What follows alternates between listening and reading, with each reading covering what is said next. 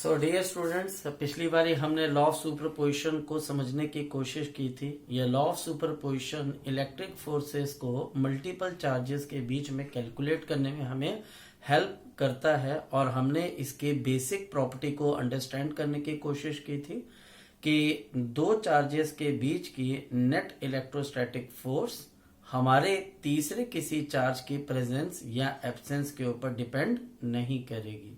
और हमने इससे रिलेटेड दो न्यूमेरिकल्स डिस्कस किए थे, और आज हम यहाँ पर क्या करने वाले हैं, हम आज यहाँ पर कुछ टिपिकल प्रॉब्लम या कुछ टिपिकल सिचुएशन को अंडरस्टैंड करने वाले हैं, और ये लॉ ऑफ सुपरपोजिशन का सेकंड पार्ट होगा। तो हम शुरू करते हैं पहली सिचुएशन से, और इस सिचुएशन के लिए मैं कोई थ्योरेटिकल पोर्शन आपको नहीं लिखवा रहा हूँ। मैं सिंपल यहाँ पर सिचुएशन को आपको समझाऊंगा कि कुछ इस तरह की सिचुएशन, कुछ इस तरह के चार्ज कॉन्फ़िगरेशन मेरे सामने आ रखी हैं। ये पॉसिबल वे से टीचर आपसे क्वेश्चन पूछ सकता है। तो हमारे पास सबसे पहली सिचुएशन है। इस सिचुएशन के अंदर हम देखते हैं कि हमारे पास यहाँ पर दो चार्जेस हैं। We have the two charges. ये मेरे पास यहाँ पर दो चार्जेस हैं, charge Q and the charge Q। ये दोनों चार्जेस एक लाइन के ऊपर लाई कर रहे हैं, और हमारे पास ये इन दोनों चार्जेस की लाइन का हमारे पास मिड पॉइंट है। इन दोनों चार्जेस के बीच का डिस्टेंस है 2r, यानी कि r आपसे यहाँ की तरफ को है और r हमारे पास यहाँ से इस डायरेक्शन के अंदर है। और हमारे पास यहाँ पर कोई तीसरा चार्ज है, और उस चार्ज को इन दोनों चार्जेस की जो लाइन ज्वाइन हो रही है उसे परपेंडिकुलर डायरेक्शन में x डिस्टेंस पे प्लेस कर दिया गया है, और इस चार्ज को हम Q0 से डिनोट कर देते हैं।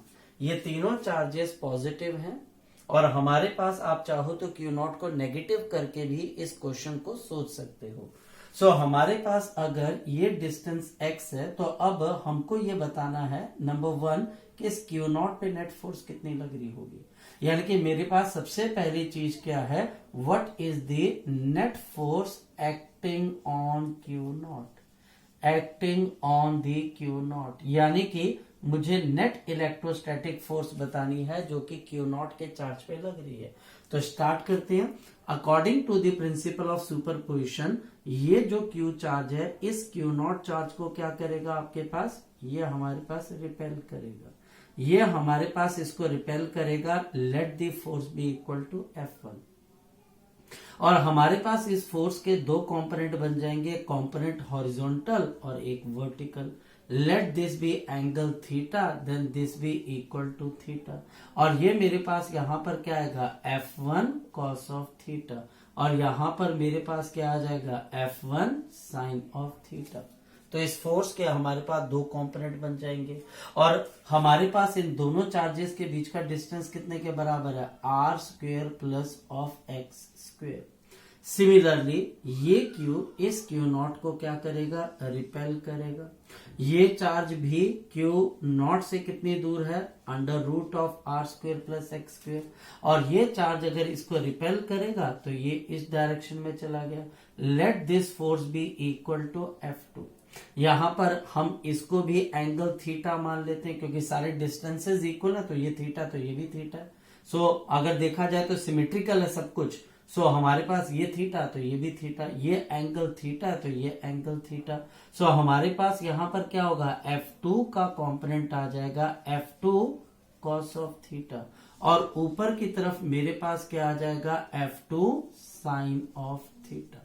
सो सबसे पहले आपने करना क्या है, इस पूरी सिचुएशन को आप स्क्रीन को पॉज करके भी समझ सकते हैं।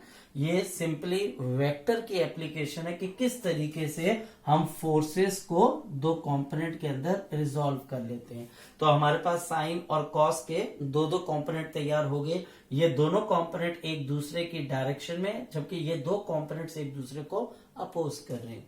सो अगर हम यहाँ पर फोर्सेस निकालने जाए तो एक चीज तो क्लियर है, ये दोनों फोर्सेस इक्वल होंगी, ये दोनों फोर्सेस इक्वल होंगी। अगर मैंने अभी तक कूलम्ब्स लॉ थोड़ा सा भी समझा है, थोड़ा सा भी, 1% भी अगर मैं बोल रहा हूं कि मुझे फॉर्मूले की समझ है, तो मुझे पता है कि ये charge Q0 distance under root r square plus x square under root r square plus x square. तो अगर मैंने इसको थोड़ा सा भी समझा है तो मुझे ये समझ में आएगा कि F1 और F2 डायरेक्शन में चाहे अलग अलग हो लेकिन मैग्नीट्यूड दोनों का सेम है।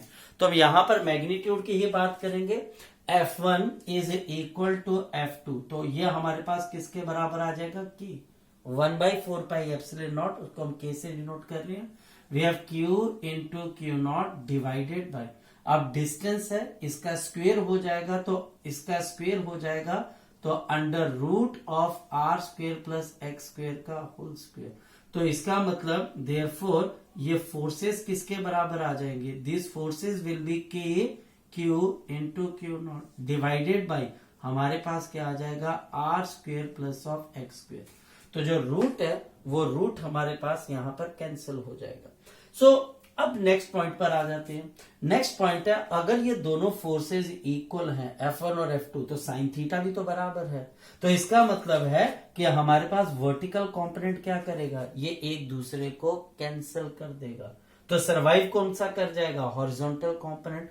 तो अगर टीचर मुझे पूछ रहा है what is the net force acting on the Q not, तो मेरा जवाब क्या होगा, मेरा जवाब यहां पर ये हो जाएगा the net force acting on this Q naught will be equal to, ये मेरे पास आ जाएगी 2 times, अब F1 और F2 तो बराबर है, तो 2 times of K into Q naught divided by are square plus x square. तो आर स्क्वेयर प्लस ऑफ क्या आ जाएगा x square multiplied by cos theta.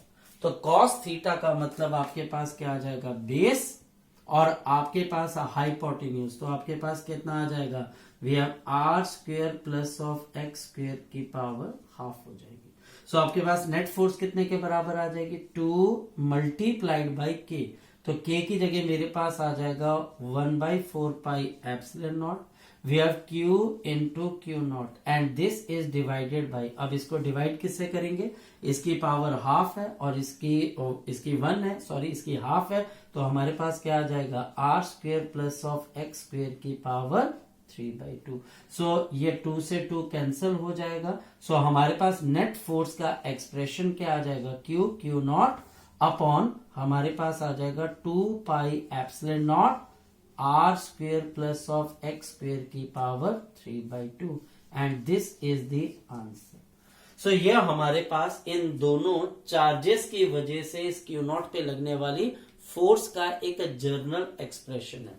ये हमारे पास इस सिचुएशन की पहली क्वेरी है, पहला क्वेश्चन इस सिचुएशन पे बन सकता है। क्या बता कि क्यू नॉट पे नेट आपके पास कितनी फोर्स लग रही है। अब बात करते हैं हम सेकंड सिचुएशन की। अगर मेरे पास यहां पर सेकंड सिचुएशन बोली जाए तो टीचर क्या बोलेगा, टीचर अब मुझे यहां पर सेकंड सिचुएशन के अंदर ये बोलेगा the second question will be what is the force.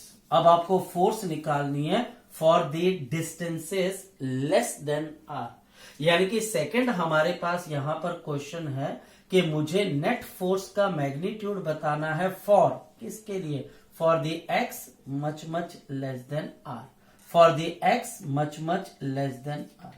यानी कि अगर x की वैल्यू r से बहुत ज्यादा छोटी हो जाती है तो मुझे ये बताना है कि इस पे नेट फोर्स कितने के बराबर लगेगी। अगर ऐसी सिचुएशन मेरे पास आ जाती है तो नेट फोर्स कैसे आएगी, the net force will be q into Q naught divided by we have 2 pi epsilon naught into r square plus of x square की पावर 3/2। ये हमारे पास क्या आ जाती है बच्चे 3/2।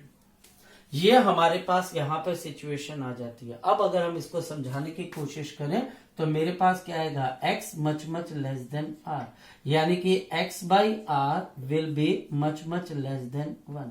हम यहां पर क्या करने वाले हैं, बाइनोमियल एक्सपेंशन। +1 के अंदर हमारे मैथमेटिकल टूल के अंदर रहती है बाइनोमियल एक्सपेंशन, हम उसको एक्सप्लोर करने की कोशिश करेंगे। सो हमारे पास यहां पर अगर इसको हमने देखना है तो इसमें से हम क्या बाहर की तरफ को निकाल देंगे, यहां पर हमारे पास और ये x भी आपके पास सरवाइव कर जाता है, और शायद से मैं मिस कर गया कहीं पर, ये x यहां पर रहेगा, वो क्वेश्चन को लिखते हुए मैं कहीं पर मिस कर गया था, बट x यहाँ पर है। सो हमारे पास यहाँ पर x divided by are square plus of x square की पावर 3/2। अगर ये बाइनोमियल थ्योरम है तो हमारे पास क्या आएगा, Q not x divided by मेरे पास आ जाएगा 2 पाई एप्सिलॉन नॉट।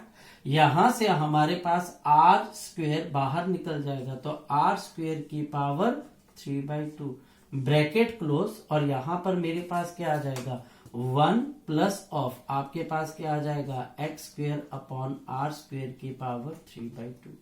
क्योंकि ये टर्म 1 से बहुत ज्यादा छोटी है, ये टर्म 1 से बहुत ज्यादा छोटी है, तो हम इसको इग्नोर कर देंगे। तो हमारे पास इस सिचुएशन के अंदर नेट फोर्स क्या बचेगी, हमारे पास नेट फोर्स क्या बच जाएगी, this will become Q into Q naught x upon नीचे मेरे पास क्या आ जाएगा 2 pi epsilon naught into r Q. So this is the net force under the circumstance जहां पर x is much less than the size of the system. X is much less than the size of the system. इस result को आप पक्का याद रखिएगा, क्योंकि यही रिजल्ट नेगेटिव चार्ज के लिए, जब हम नेगेटिव चार्ज की बात करेंगे तो उस केस में यही रिजल्ट आपको एसएचएम मोशन को कैलकुलेट करने में या एसएचएम मोशन ऑफ चार्ज को समझने में आपको हेल्प करेगा। तो प्लीज आप इस पर्टिकुलर सिचुएशन को याद रखिएगा फॉर द एसएचएम, अगर ये क्यू नॉट पॉजिटिव ना होके हमारे पास नेगेटिव होता। इवेंचुअली आगे आने वाली वीडियोस के अंदर मैं इस पर्टिकुलर सिचुएशन को दोबारा फिर से उठाऊंगा और एसएचएम मोशन भी करवाऊंगा, इसलिए मैं आपको कह रहा हूं कि आपने इस रिजल्ट को भूलना नहीं है, याद रखना है। अब हम बात करते हैं नेक्स्ट सिचुएशन की। मेरे पास अब यहां पर नेक्स्ट सिचुएशन क्या आ जाती है, we have the next situation जिसके अंदर I have to calculate the net force. अब मुझे दोबारा से नेट फोर्स निकालनी है, लेकिन अब मुझे नेट फोर्स किसके लिए निकालनी है, for x much greater than r. अब तीसरी सिचुएशन आपके पास बिल्कुल ही अलग हो जाएगी। ये फर्स्ट थी, सेकेंड इक्वेशन हमारे पास थी नेट फोर्स फॉर आपके पास था x which was much less than r. अब तीसरी मैं निकालने वाला हूं net force for the x much greater than r. यानी कि ये जो क्यू नॉट चार्ज है ये सिस्टम के अंदर दोनों चार्जेस से बहुत दूर रखा हो, तो उस पर्टिकुलर सिचुएशन के अंदर जो फोर्स हम कैलकुलेट करेंगे उसकी वैल्यू क्या होगी, जरा चेक करते हैं।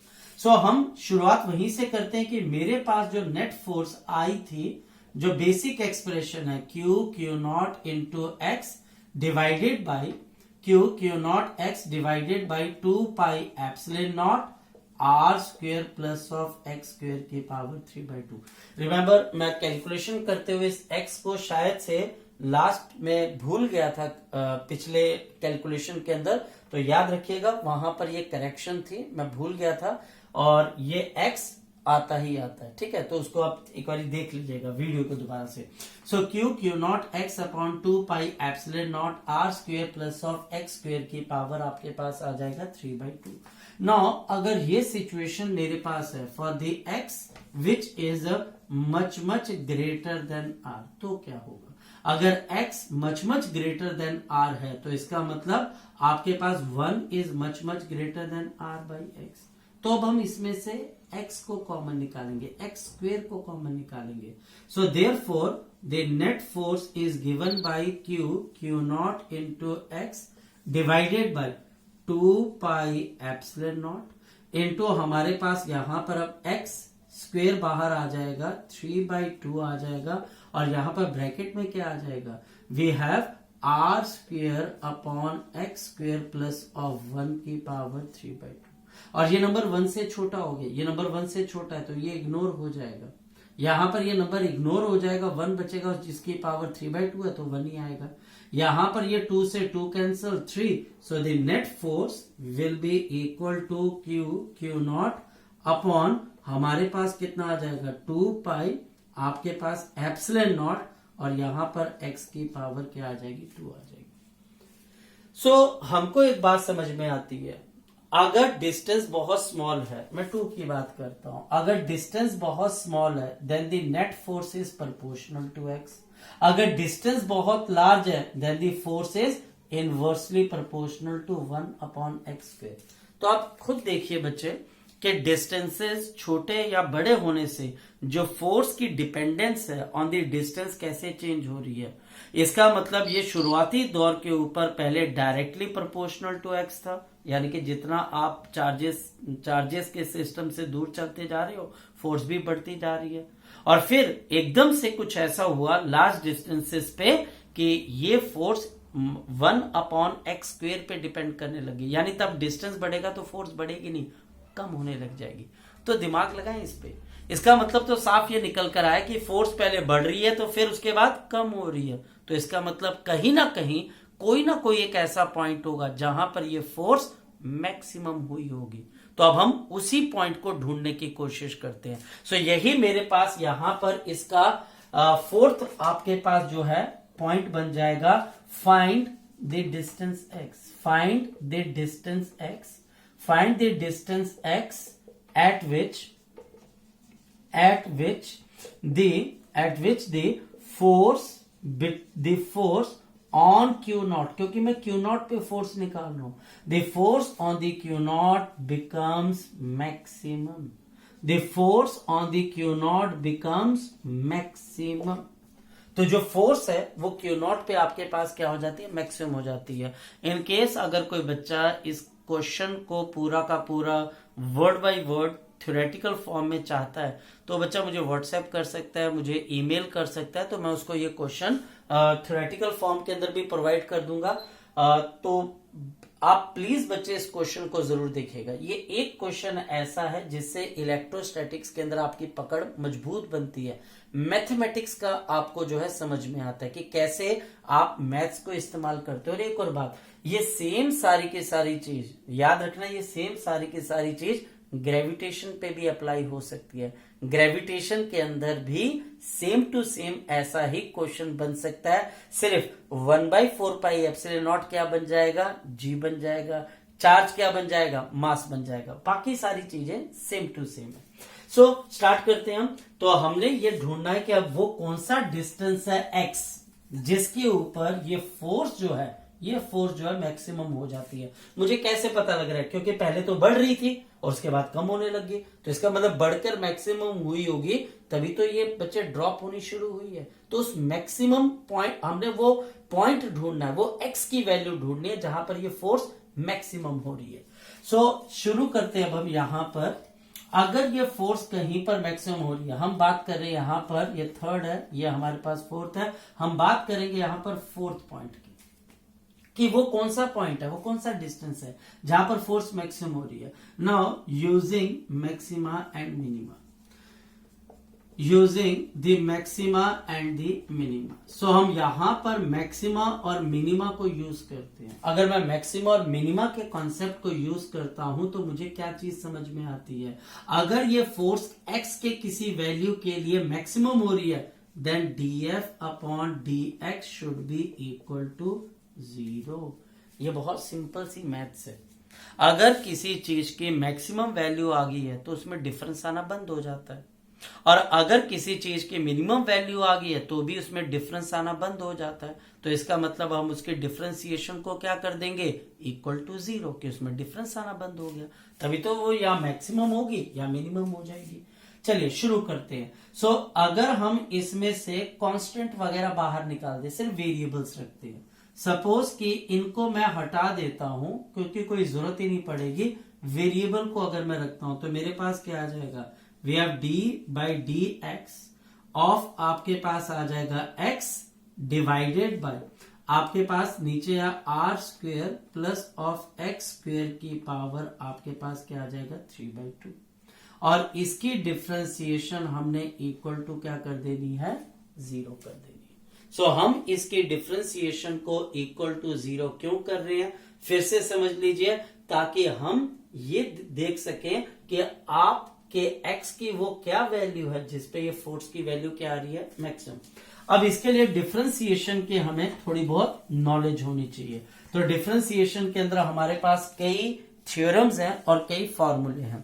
तो हम यहां पर फॉर्मूला लगाएंगे x की पावर n वाला, और जो हम यहां पर थ्योरम लगाएंगे वो डिवीजन वाली लगाते हैं। सो अगर हम यहां पर शुरू करें तो हमारे पास क्या चीज आ जाती है, therefore we can write down, तो न्यूमरेटर डिनोमिनेटर वाली हम यहां पर जो है इसके अंदर से जो है कॉन्सेप्ट लगा देते हैं। तो हमारे पास क्या आ जाएगा, are square plus of x square की power 3/2 D by D X of the x.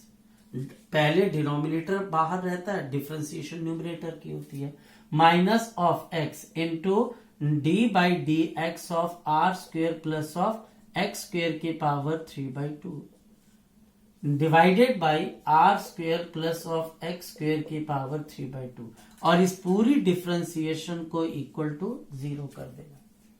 तो ये हमारे पास क्या लग गया, न्यूमरेटर डिनोमिनेटर का हमारे पास यहाँ पर थ्योरम लग गई।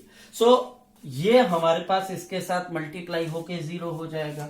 सो we can write down R square plus of x square की power 3/2 D X by X differentiation 1 हो जाएगा, माइनस ऑफ एक्स, अब इसकी डिफ्रेंसिएशन करते हैं तो हमारे पास क्या आ जाएगा, this will be 3/2 r square plus of x square की पावर 3/2 माइनस 1, 3/2 माइनस 1, फिर अंदर की डिफ्रेंसिएशन करेंगे तो 2x इज इक्वल टू 0, ये दोबारा से आ जाएगा।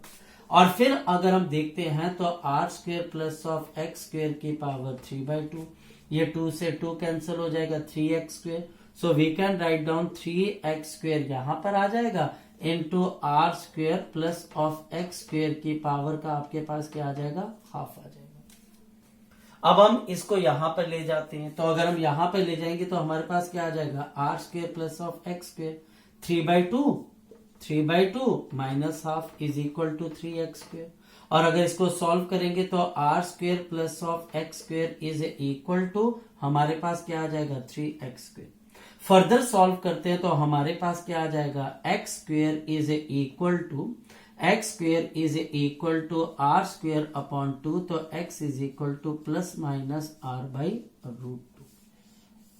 पहली चीज कि ये हमारे पास प्लस माइनस में क्यों आया, क्योंकि ये जो दो चार्जेस मैंने y एक्सिस पे लिए हुए हैं, तो ये जो x एक्सिस वाला पॉइंट है वो आपके राइट हैंड साइड पे भी हो सकता है, आपके लेफ्ट हैंड साइड पे भी हो सकता है।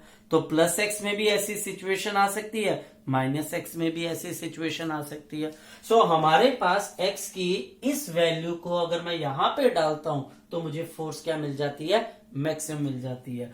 अब ये वैल्यू हम यहां पर नहीं डालेंगे, अदरवाइज क्वेश्चन बहुत लंबा हो जाएगा। हाँ, आप घर पे जरूर कर सकते हो, घर पे आप इसकी एक्स की वैल्यू डालिए, ये आपके लिए भी एक्सरसाइज है। आपका दिमाग जो है वो थोड़ा सा ट्रेनिंग लेगा इसके अंदर से कि कैसे आप एक्स की वैल्यू को डालकर फोर्स की मैक्सिमम वैल्यू निकालेंगे। फिलहाल हम फोकस करते हैं इस क्वेश्चन के नेक्स्ट पार्ट पे। तो ये क्वेश्चन अभी खत्म नहीं हुआ है, तो ये क्वेश्चन अभी तक हमारे पास खत्म नहीं हुआ है। और क्वेश्चन का नेक्स्ट पार्ट हमें क्या कहता है, क्वेश्चन का नेक्स्ट पार्ट हमें ये कहता है कि अब आप इस पूरी सिचुएशन की ग्राफ बनाइए। तो इस पूरे सिचुएशन की ग्राफ कैसे बनेगी इसको लिखते हैं। तो नेक्स्ट पार्ट हमारे पास है ये कि we have to find out the graphical representation of the situation. अब आपको इसको ग्राफिकली रिप्रेजेंटेशन देनी है, we have to find out the graphical representation. अब क्या होता है कि इस ग्राफिकल रिप्रेजेंटेशन को अगर हम अलग अलग जगहों पर जाके देखते हैं तो फ्री हैंड से बना दिया जाता है, मैं बात मानता हूं, लेकिन काफी हद तक जब हम फ्री हैंड से इस सिचुएशन को ड्रॉ करते हैं तो जो क्वेश्चन का बेसिक कैरेक्टर है कि डायरेक्टली प्रोपोर्शनल टू एक्स होना चाहिए, फिर मैक्सिमम होना चाहिए और फिर डिक्रीज होना चाहिए 1/x², वो गायब हो जाता है।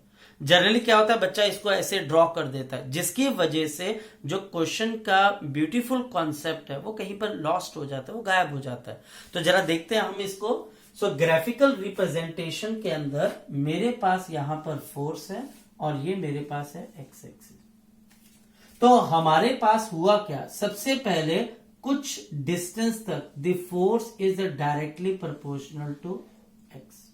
इसका मतलब मैं ये बोल रहा था, बच्चे क्या कर देते हैं, मेरे पास तो बच्चे स्केल नहीं है तो मैं तो ऐसी इसी तरीके से ड्रॉ करूंगा। बच्चा इसी चीज को जब आगे लेके जाता है तो उसको लगता है यार कोई बात नहीं, सर ने हाथ से बनाया था हम भी हाथ से बना देंगे। स्केल से बनानी, ये स्ट्रेट लाइन है। और उसके बाद ये फोर्स क्या हो जाती है, maximum at x is equal to plus are by root two, और यहां पर मेरे पास है x is equal to minus of r root two. देखो रीजन है बच्चे, मैं ऐसा क्यों बोल रहा हूं, इसका रीजन ये है कि जब आप इसकी एसएचएम की प्रॉब्लम करोगे, अब याद करो कि एसएचएम कब होता है, एसएचएम तब होता है जब सिस्टम अपने आप को रिस्टोर करता है, force is directly proportional to x. यहां पर भी है, लेकिन यहां पर रिस्टोरिंग फोर्स नहीं लग रही है क्योंकि चार्ज पॉजिटिव है, नेगेटिव होता तो बात अलग थी। सो हमारे पास जब हम उस सिचुएशन के ऊपर हम ये मान के चलते कि इस पे कोई रिस्टोरिंग फोर्स लग रही है, तो वो रिस्टोरिंग फोर्स का ग्राफ तो स्ट्रेट लाइन का होता है। तो मैं इसको स्ट्रेट लाइन अगर नहीं बना रहा हूं, फ्री हैंड से बना रहा हूं, तो मैं बहुत बड़ी गड़बड़ कर रहा हूं इस वजह से। और मैक्सिमम होगी, अब मैंने बोला कि ये यहां पर भी होगी, यहां पर भी होगी। भैया चार्ज को तो आप जहां मर्जी रखो ना, ये मेरे पास है, ये Q है, ये आपके पास Q है, ये Q0 चाहे आप यहां रखो चाहे आप यहां रखो, क्या फर्क पड़ता है, फोर्स तो इसके ऊपर लगनी लगनी है, फोर्स तो आपके पास लगनी लगनी है यहां पर। सो x के लिए हमारे पास plus are by root two, और इसके लिए हमारे पास minus of R by root two, और इसके बाद हमारे पास क्या चीज आ जाती है, इसके बाद हमारे पास यहां पर होता ये है कि ये जो आपके पास फोर्स है मैक्सिमम होगी, उसके बाद डिक्रीज होने लग जाती है, ये 1/x², ये हमारे पास डिक्रीज होने लग जाती है, ये आपके पास है 1/x², ये 1/x² है। सो ये मेरे पास यहां पर आ गई फोर्स, और ये मेरे पास आ गया डिस्टेंस। इस तरीके से आप ध्यान दीजिएगा, जब मैंने चार्ज को यहां पे रखा है, ये पॉजिटिव चार्ज है, ये भी पॉजिटिव चार्जेस हैं, ध्यान रखना मेरी बात का, मैं क्या समझाना चाह रहा हूं, ये दोनों चार्जेस की वजह से इस पे फोर्स इस तरफ को लगी है, आपके राइट हैंड साइड को लगी है, पॉजिटिव डायरेक्शन में, इसलिए रिस्टोरिंग फोर्स जो है वो पॉजिटिव है, समझिएगा इस बात को। और जब मैंने चार्ज को यहां पे रखा होगा तो ये आपके पास इस डायरेक्शन में फोर्स लगाएंगे, यानी फोर्स होगी नेगेटिव, तो ये नेगेटिव फोर्स है। क्योंकि देखिए जब आप जेई मेंस में जाएंगे, जब आप नीट का पेपर देने जाएंगे, टीचर ये देखेगा कि आपकी अंडरस्टैंडिंग है कि आपने रट्टा लगाया हुआ, क्योंकि अगर तो तुमने रट्टा लगाया होगा तो तुम तो ये ग्राफ बना दोगे, वहां पर सीधा जाते ही आप देखोगे ये ग्राफ कहां पर है। सोचो अगर यहां पर ये दोनों नेगेटिव चार्ज होते और ये वाला चार्ज पॉजिटिव होता, तो क्या सेम ग्राफ बनना था, नहीं ना। कैसे, क्योंकि अगर ये दोनों नेगेटिव होते और ये Q0 आपके पास पॉजिटिव होता, ये दोनों नेगेटिव Q0 पॉजिटिव, तो इन पे नेट फोर्स कहां पे लगनी थी, इस डायरेक्शन में, यानी नेगेटिव की डायरेक्शन में। और ये Q0 अगर यहां चला जाता तो इन दोनों नेगेटिव से फोर्स कहां पे लगती, इस डायरेक्शन में, यानी कि पॉजिटिव डायरेक्शन में, तो ग्राफ पूरा रिवर्स हो जाता। ये मैं कहता, this is the fine line between the understanding a thing, और या फिर हमने चीजों को समझा हुआ है, अंडरस्टैंड किया हुआ है, या फिर हमने चीजों को ऐसे हवा हवाई के अंदर देखा हुआ है। सो बड़ी फाइन लाइन होती है अंडरस्टैंडिंग और देखा हुआ है, कि हाँ जी हमने देखा, हमने किया हुआ है ये वाली बात, तो आपने अंडरस्टैंड करना बच्चे, इसको याद नहीं करना। सो ये हमारे पास यहां पर आ गया। अब इसके अंदर से एक चीज और कर सकता है टीचर मेरे हिसाब से, तो अगर मान लिया जाए कि कोई मुझे बोलता है कि यार आप इस पे कोई नया ऐसा जो है इसी सिचुएशन को लेके कोई ऐसा क्वेश्चन तैयार कर दो कि बच्चे को क्वेश्चन समझ में ना आए, या बच्चा बोले यार इस क्वेश्चन का ऑप्शन क्या होगा, तो मैं क्या करूंगा, देखिएगा मैं यहां पर ऐसा करूंगा कि यहां पर मैं फोर्स का ले लूंगा मैग्नीट्यूड। देखो सेम सिचुएशन, अब जब मैंने फोर्स का ले लिया मैग्नीट्यूड, तो फोर्स कभी भी नेगेटिव नहीं हो सकती। डिस्टेंस चलो मान लिया जाए कि मैंने चार्ज को इधर रखा या इधर रखा, तो उस पर्टिकुलर सिचुएशन के अंदर क्या होगा, आपका ग्राफ कैसा बन जाएगा, ये ग्राफ आपके पास ऐसे, और ये ग्राफ आपके पास कुछ इस तरीके से बन जाएगा। सो ये हमारे पास सिचुएशन है, ये हमारे पास कुछ सिचुएशन है जो कि आपके दिमाग में रहनी चाहिए जब आप क्वेश्चन को सॉल्व करने बैठे। जब आप क्वेश्चन को सॉल्व करने बैठेंगे तो ये सारी चीजों को थोड़ा दिमाग में रखेंगे तो क्वेश्चन बड़ी जल्दी हो जाएगा। और आपका होमवर्क क्या है, r/√2 की वैल्यू को डालकर मैक्सिमम फोर्स को कैलकुलेट करें। सो ये मेरे पास था पहला क्वेश्चन, काफी लंबा क्वेश्चन है, लेकिन होप करता हूं कि आपको इन क्वेश्चन से काफी चीजें समझ में आएंगी और +1 की जो भी चीजें हैं ग्रेविटेशन की या एसएचएम की, वो भी आपके दिमाग में दोबारा से स्ट्राइक कर गई होंगी। अब बात करते हैं नेक्स्ट सिचुएशन की। सो हमारे पास अब नेक्स्ट सिचुएशन क्या है? So next situation is regarding the another application of the superposition principle, और ये हमारे पास आती है जिसको हम बोलते हैं इक्विलिब्रियम ऑफ द चार्जेस, यानी कि चार्जेस का इक्विलिब्रियम होना। इस सिचुएशन के अंदर हम ये जानने की कोशिश करते हैं कि क्या ऐसा हो सकता है कि किसी चार्ज के ऊपर सारी फोर्सेस का नेट रिजल्टेंट सम क्या हो जाए, 0 हो जाए। तो बिल्कुल पॉसिबल है, फोर्सेस ऐड होके जहां पर 0 रिजल्टेंट फोर्स देंगी तो उसको हम इक्विलिब्रियम बोलते हैं। सो हमारे पास आज की ये नेक्स्ट सिचुएशन है equilibrium of the charge. So next is the equilibrium of the charge, the equilibrium of the charge.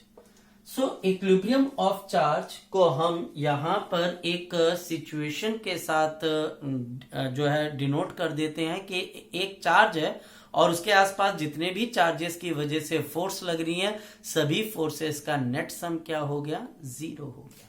So equilibrium of charge का मतलब है जब किसी भी बॉडी पे लगने वाली सारी की सारी इलेक्ट्रिक फोर्सेस का सम 0 हो जाए। अगर ये 0 हो जाता है तो मैं बोलता हूं कि चार्ज किस पे आ गया, इक्विलिब्रियम पे आ गया, नेट फोर्स 0 है। शुरुआत कहां से करते हैं? शुरुआत बच्चे हम यहां पर एक सिंपल सी सिचुएशन के साथ करते हैं और हमारे पास सिचुएशन ये है, ये मेरे पास है एक चार्ज Q1 और इससे थोड़ी दूर के ऊपर यहां पर एक चार्ज आ गया Q2। ये दोनों पॉजिटिव के होंगे, या तो ये दोनों पॉजिटिव के होंगे या ये दोनों के दोनों नेगेटिव के होंगे। ये बात ध्यान रखना, या तो ये दोनों पॉजिटिव के होंगे या दोनों नेगेटिव के होंगे। ये मैं पहली सिचुएशन समझा रहा हूं। सो हमारे पास या तो ये दोनों पॉजिटिव या ये दोनों नेगेटिव सेम नेचर के होने चाहिए और इनके बीच का डिस्टेंस हमारे पास किसके बराबर है, r के बराबर है। ये हमारे पास आ गया r। अब नेक्स्ट है, इन दोनों के बीच में अब ये बोला जाता है कि किसी एक थर्ड चार्ज को प्लेस किया जाए, किसी एक थर्ड चार्ज को प्लेस किया जाए जिसकी वैल्यू Q0 के बराबर है और ये चार्ज के ऊपर नेट फोर्स क्या हो जाए, 0। The net force on the charge Q0 is equal to क्या हो जाए, अगर 0 के बराबर हो जाए तो हम ये बोलेंगे this Q0 charge is in equilibrium, यानी कि ये चार्ज मेरे पास किस में है, इक्विलिब्रियम के अंदर है। और इस पॉइंट को, जिस पॉइंट के ऊपर ये चार्ज है, इसको हम न्यूट्रल पॉइंट बोलते हैं। This is called the neutral point और this is also called the null point. हम इसको न्यूट्रल पॉइंट या फिर नल पॉइंट भी बोल देते हैं। एक ऐसा पॉइंट जहां पर आप चार्ज को रखो तो उसके ऊपर नेट फोर्स 0 हो जाए। तो अब जब मैं पॉइंट की बात कर रहा हूं तो इसका मतलब क्या है कि यहां पर जैसा